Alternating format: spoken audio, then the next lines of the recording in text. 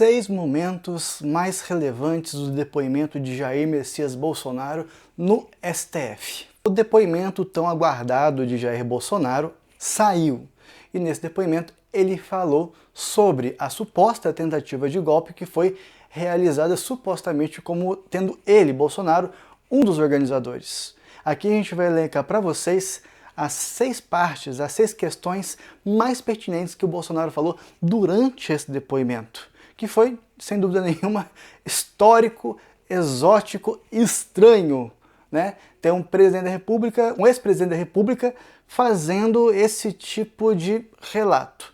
Enfim, a gente vai passar por esses 6 pontos. Antes, eu vou convidar você para se inscrever no canal, para curtir esse vídeo, para ver se ele chega em mais pessoas que possam também estar colaborando com a gente aí nos comentários. Do mesmo modo, nós queremos que você comente se você acha que esses 6 pontos foram os principais, o que vocês acharam do depoimento, das respostas que o Bolsonaro deu ao Alexandre de Moraes e as demais autoridades que estavam ali presentes. Então participem com a gente, compartilhe esse vídeo para a gente entender o que esse universo digital aí está considerando sobre o Bolsonaro, levando em consideração que o Bolsonaro tem uma imersão significativa nas redes sociais. A gente quer ver qual que é a posição de vocês sobre esse depoimento que durou longuíssimas 2 horas e 40 minutos. Então a gente vai agora para as 6 questões mais pertinentes que Bolsonaro disse durante o depoimento dele. Em primeiro lugar, o Bolsonaro ele reiterou várias vezes que tudo que ele fez foi baseado na Constituição. Tudo o que ele fez foi baseado na legalidade. Ele teve claramente um tom muito mais discursivo de discurso, né, do que um tom de defesa.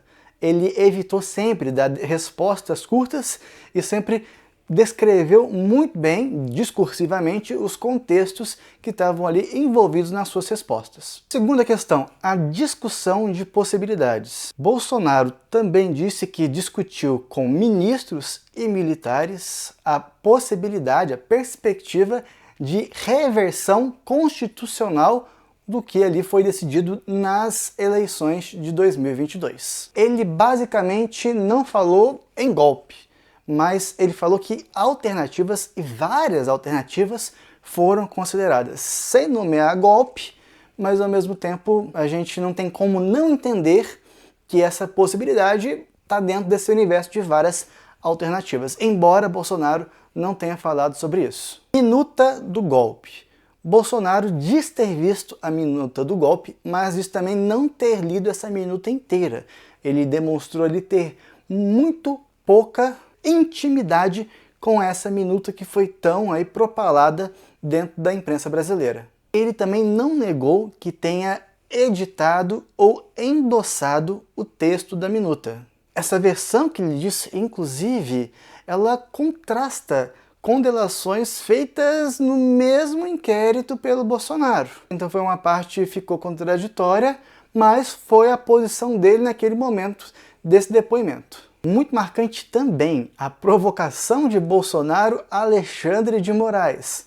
Bolsonaro falou para Alexandre de Moraes, convidando Alexandre para ele ser seu vice na disputa de um eventual novo mandato, aí, apesar dele estar inelegível.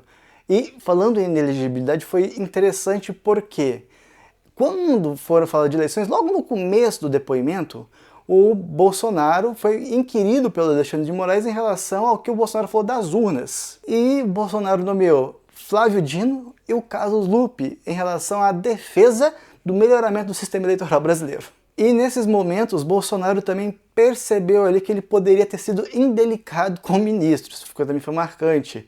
E aí, algumas vezes, ele pediu desculpas ao ministro por qualquer tipo de acusação de corrupção contra o ministro que ele possa ali ter de alguma forma dito. Então a gente também colheu esse tipo de informação desse depoimento. Quinto, uma voz de prisão que não aconteceu. O ex-presidente, ele desmentiu que tenha recebido voz de prisão do então comandante do Exército, General Freire Gomes, ao discutir medidas pós-eleições. Segundo ele, não houve ameaça nem confronto com os militares. Então ele também desmentiu essa situação. Não houve confronto, e muito menos ameaça em relação no envolvimento dele com os militares. Dessa forma, ele fez um meio de campo ali interessante, relevante para ele junto ao comando militar. E por último, 6, sobre a urna eletrônica, que a gente falou aqui agora há pouco em outro momento. Bolsonaro voltou a questionar a segurança das urnas eletrônicas.